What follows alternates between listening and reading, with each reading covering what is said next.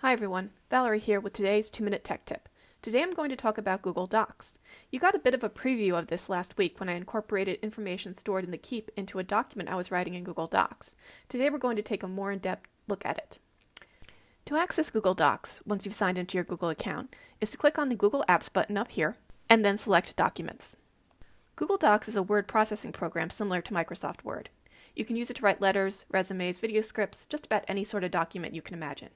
If you have a Microsoft Word document but don't have Word on your computer, you can upload the file to Google Docs and edit it there. This is where you can start a new document. You could start with a blank document, or you could use a template. Let's try out that resume template. Up at the top of the screen is where you can name your document. Click up here and type in the desired name. Notice that you do not have to save your document in Google Docs. Google Docs saves it to the cloud as go. Now let's start on the resume. Select the text for the information you want to add, like your name, and then type in the replacement. The text will replicate the formatting of the text it's replacing.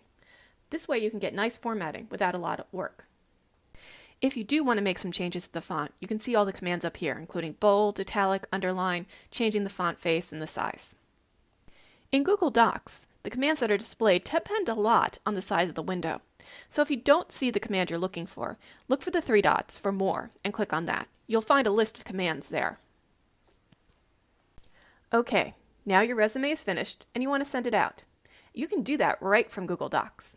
Click on File and then Email as an attachment. From here you would enter in the email address of who you want to send it to and type any message you'd like to accompany it.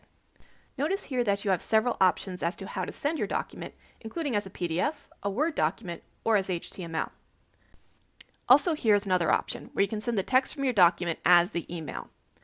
So you can write your email in Google Docs and then send it that way. This might be handy if you have to do a long email or something that requires a good deal of care for drafting.